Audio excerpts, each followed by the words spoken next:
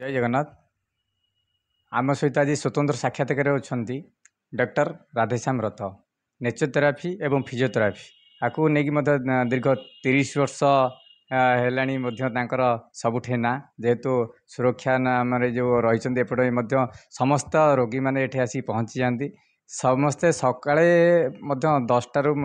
जो आरंभ होता है सेवा सब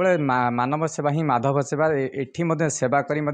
जनसेवा एवं समस्त सेवारे मागणा स्वास्थ्य शिविर प्रदान करते आम सीधा सड़क आलोचना करवा आज्ञा श्रीक्षेत्र पुरी की आम स्वागत करुँ सर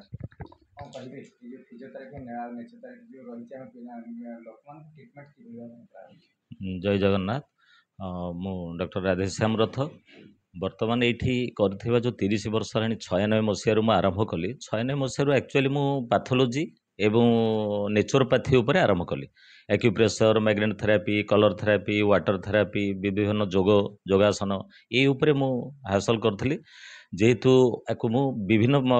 महल में ट्रिटमेंट करने आरंभ करी शिक्षा क्षेत्र में बहुत पिला शिक्षा देवा पर्यंत आरंभ कर 8000 पिला ये शिखिक गले बर्तमान कंटिन्यू बर्तमान सुधा चली जो फीस कि भाव रोचे हाँ आर प्रथम जो 96 मसीह कली यहाँ जाना कथा समस्ते मु प्रथम से करी गोटे 10 टंकाटे गोटे डबाटे थिला 10 टंकाटे पकेबे मासे ट्रिटमेंट हेबे एमती चलला गोटे 5-6 वर्ष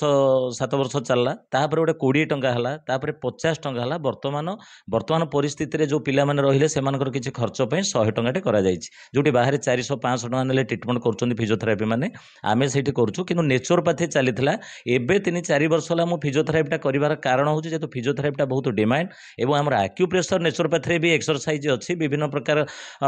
जो थेरापी अछि हमर इलेक्ट्रोथेरापी भी किछि अछि किंतु ताकू टिके आउ टिके मॉडल जोटा फिजियोथेरापी से फिजियोथेरापी मुझे गोटे ऑनलाइन रे फेर परीक्षा दे पास करी फेर फिजियोथेरापी गोटे ट्रिटमेंट आरंभ कर देछि से फिजियोथेरापी रे हमर वर्तमान शह शह लोक एवं बहुत गरीब लोकंकर चिकित्सा जेमिति सुविधा भाव में कम पैसा भितर हो पारिबो सेथिपई ए प्रयासटा वर्तमान कंटिन्यू मु जारी रखी 30 वर्ष हलानी एठी एबे भी 30 पिला अछंती आ विभिन्न गाँ गहली को जाई विभिन्न प्रकार कैंप माध्यम रे आमे जो लोक मान को सचेतनता करूछु जे मागणा केमिति लोक ट्रिटमेंट हो पारिबे एवं मागणा शिक्षादान पाइबे एवं बिना पैसा केमती घरे घरे थेरापिस्ट सृष्टि हेबे एवं घरे घरे निजर चिकित्सा निजे करें यहीटा गोटे मोर स्वतंत्र अभियान ये अभियान पर बहुत लोकंकर संघर्ष अच्छी बहुत लोकंकर विभिन्न प्रकार कटाक्ष भी अच्छी हेले भी मुझे किसी चिंता करनी मु आगक आगक चली दीर्घ 30 वर्ष भितर पेसेंट केते आपण जो रेजिस्ट्रेशन केते पेसेंट पेसेंट तो बर्तमान ये वर्षे भितर मुझे देखुँ ये 3000 पर पेसेंट सेमती 30 वर्ष है बेलू आप चिंता करेंगे 30 वर्ष भितर पेसेंट अर्थ प्रथम आग कम पेसेंट आसुले एवं सुधा जहाँ भी 30 वर्ष भितर मिनिमम 30,000 पेसेंट रु कम मुझे देखी नी अधिक देखी सीना कम नहीं आ कैंप मिसिले से आहरी 1000 पेसेंट हे आज सुधा 8000 पिला ये ट्रेनिंग नहीं जाइए एवं चिकित्सा वर्तमान से भी बाहर बुलिक भी बहुत आड़े कर पैसा भी रोजगार कर बंची आगे जो करने जो मानव सेवा ही माधव सेवा कहुई ये सेवार मनोवृत्ति कौ दिन आरंभ मु एक्चुअली पुरी रे मोर घर सेवायत परिवार मो जड़े पुओ किंतु मु पुरी न रही ब्रह्मपुर बा खलिकोटे रही पाठ पढ़ुली सेठू मु सब शिक्षा लाभ कलापर पुरी के आसिली सेठी मोर अजा जड़े थिले शास्त्रज्ञ एवं थिले जड़े आयुर्वेद साधक से आस्ते आस्ते शिखला मत हेल्थ सेक्टर रे बा जो सेवा माध्यम करने मत भल लगे पुराण शास्त्र सबुथ भी मुझे किसी पारदर्शिता मोर अच्छी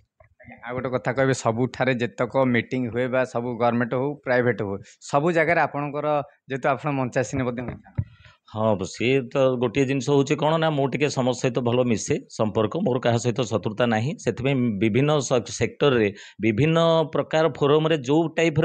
मीटिंग हुए से टाइप किसी मुझे बोली मत समस्ते सब जगह को डाकती और सब जगह समस्त सहित भी मुझे कोऑपरेशन नहीं काम करे आ गोटे कथा कहे जो रही आप कहले मागणा ट्रिटमेंट करा जेहेतु बहुत कम गरीब रही से जब से आसिक चिकित्सा होगापी चाहिए आपड़ कि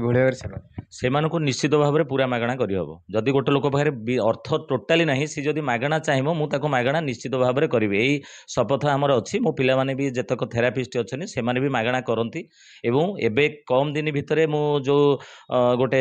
ଏଜେନ୍ସି ଥ୍ରୁରେ ଯେଉଁ ଚାଲିଲା ବିଭିନ୍ନ ପ୍ରକାର ପ୍ରୟାସ, ଫିଜିଓଥେରାପି ଆବଶ୍ୟକତା କହିବାରୁ ମୁଁ ଫିଜିଓଥେରାପି ପାଇଁ ମୁଁ ପକାଇଥିଲି। ମୁଁ ବି କହିଥିଲି ଅନଲାଇନରେ ମୁଁ ପାସ୍ କରିଛି, ଆଉ ଏଭଳି ମୋର ଦକ୍ଷତା ଅଛି ନା ନାହିଁ ହେଇପାରିବ। ସେମାନେ ଆ ପୂର୍ବ ଯିଏ ସିଡିଏମ୍ ଥିଲେ, ଡିପିଏମ୍ ଥିଲେ, ଏଡିଏମ୍ ଥିଲେ, ଏମାନେ ସବୁ ଦେଖି ମୋ କାଗଜପତ୍ର ଦେଖି ମୋତେ ଗୋଟେ ସର୍ଭିସ୍ ବି ଦେଇଥିଲେ। କିନ୍ତୁ ତା କ୍ଷେତ୍ରରେ ଏବେ ବର୍ତ୍ତମାନ ସେ ଚାହିଁଲେ ନାଇଁ ନାଇଁ ସେମିତି ହେଇପାରିବନି, ଡାଇରେକ୍ଟ ଯେଉଁମାନେ ପାଠ ପଢ଼ୁଛନ୍ତି ଅମ ହେଇଛନ୍ତି ଏମିତି ଗୋଟେ କ'ଣ ଆଳ କରିକି ମୋତେ ବିଭିନ୍ନ ପ୍ରକାର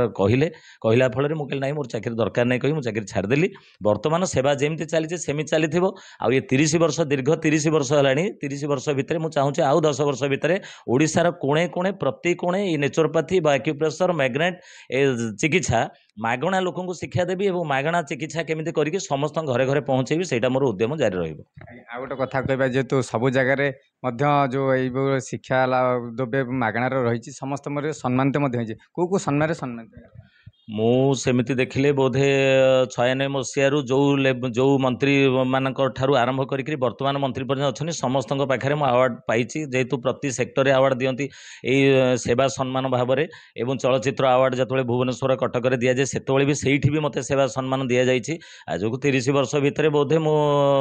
ମିନିମମ୍ 2000-2500 ଜାଗାରେ ବୋଧେ ପାଇଥିବି। ଆଉ ମୋର ତ ଘର ଭର୍ତ୍ତି ହେଇଗଲାଣି, ଆପଣମାନେ ଦେଖିଛନ୍ତି ସବୁ। ଆଉ ମୁଁ ଏବେ ବର୍ତ୍ତମାନ ଯାଉନି କାହିଁକି ନା ବର୍ତ୍ତମାନ ସେକ୍ଟରରେ ଯେଉଁ ପ୍ରକାର ଡକାଯାଉଛି ସେଇଟା ଠିକ୍ରେ ଡକାଯାଉନି। ସେମାନେ ଚିନ୍ତା କରୁଛନ୍ତି ଯେ ଏଇ ଲୋକର ବୋଧେ ପଇସା ପତ୍ର ଅଛି, ଡାକିଲେ କିଛି ପଇସା ଦେବ, ତାପରେ ତାକୁ ଗୋଟେ ସମ୍ମାନ ଦେବ। ବର୍ତ୍ତମାନର ସମ୍ମାନଟା ଆଉ ସମ୍ମାନ ଭଳି ମିଳୁନାହିଁ। ସେଥିପାଇଁ ମୁଁ ଆଉ କୌଣସି ଜାଗାକୁ ଟିକେ ଆଭଏଡ଼ କରିଛି। ଯଦି ସେଭଳି ଉଚିତ ମନେ କରିବି, ଉଚିତ ଲୋକ ଭାବିବି, ତାହେଲେ ମୁଁ ସେଇ ଜାଗାକୁ ଯାଉଛି। ଆଉ ଗୋଟେ କଥା କହିବା, ଏ ଯେଉଁ ରହିଛି ଆମ ଯୁବପିଢ଼ି ଯାହା ନିଶାଗ୍ରସ୍ତ ହେଉଛନ୍ତି ଯୁବକମାନେ, ତାଙ୍କୁ ନେଇକି ଆପଣ ମେସେଜ କ'ଣ ରହିବ? ଯୁବପିଢ଼ି ପାଇଁ ଆମର ଯେଉଁ ନିଶା ନିବାରଣ ପାଇଁ ବୋଲି ଆମେ ଗୋଟେ ଟିମ୍ ତିଆରି କରୁଛୁ, ସେ ଟିମ୍ରେ ବି ମୁଁ ଅଛି। ଆମର ଜଣେ ସାର୍ ବି ଅଛନ୍ତି, ପଣ୍ଡା ସାର୍ ବୋଲି ଅଛନ୍ତି, ସେ ସବୁ ସ୍କୁଲକୁ ଆମକୁ ନେଇକରି ଯାଆନ୍ତି। ନିଶା ନିବାରଣ ଉପରେ ଷ୍ଟୁଡେଣ୍ଟମାନଙ୍କୁ ଆମେ ବୁଝାଉ ଯେ ନିଶା ଖାଇଲେ ଏଇଆ ହେବ, ତୁମେ ତୁମ ବାପା ମାଆଙ୍କୁ କେମିତି ନିଶାରୁ ମୁକ୍ତ କରାଇବ ବା ନିଶାରୁ ନିବୃତ୍ତ ରଖିବ, ବା ତୁମେ କେମିତି ନିଶାରୁ ନିବୃତ୍ତ ହେବ, ଏଇ ବାବଦରେ ପ୍ରତି ସ୍କୁଲ ଭିତରେ ପଶି ପ୍ରତ୍ୟେକ ସ୍କୁଲ ଠାରୁ ଆରମ୍ଭ କରି କଲେଜ ପର୍ଯ୍ୟନ୍ତ ଆମେ ଆୱାରନେସ୍ ପ୍ରୋଗ୍ରାମ ଗୁଡ଼ାକ କରୁଛୁ। ଯୁବପିଢ଼ିମାନଙ୍କୁ ଏହା ମେସେଜ ରହିବ ଯେ ଜୀବନରେ ଯଦି ଆମେ ବଞ୍ଚିବା, ସମାଜକୁ ଆସିଛେ, ସମାଜର କିଛି କାମ କରିବା, ନିଶାଠାରୁ ଦୂରେଇ ନ ରହିଲେ ସମାଜର କିଛି କାମ କରିହେବନି। ଯେ ନିଶା ଖାଇବ ସେ ତ ନିଶାରେ ବୁଡ଼ି ରହିଲା, ସମାଜ ବିଷୟରେ କିଛି ବୁଝିପାରିବନି। ମୋର ଯୁବପିଢ଼ିମାନଙ୍କୁ ଏତିକି ଆହ୍ୱାନ ଯେ ତମେମାନେ ଯଦି କୌଣସି ଜାଗାରେ କିଛି କାମ କରିପାରୁନ, କିଛି ଅସମର୍ଥ ଭାବୁଛ, ତାହେଲେ ତୁମକୁ ବର୍ତ୍ତମାନ ଆମେ ସ୍ୱାଗତ କରୁଛୁ। ତୁମେ ଏଇଠିକି ଆସ, ନେଚୁରୋପାଥି ଭିତରେ କିଛି ଶିଖ, ସମାଜର ସେବା କର, 2 ପଇସା ପାଅ ଏବଂ ନିଶାରୁ ଦୂରେଇକି ରୁହ। ନିଶା ଖାଅ ନାହିଁ, ମଣିଷ ଭଳି ମଣିଷଟିଏ ହୁଅ।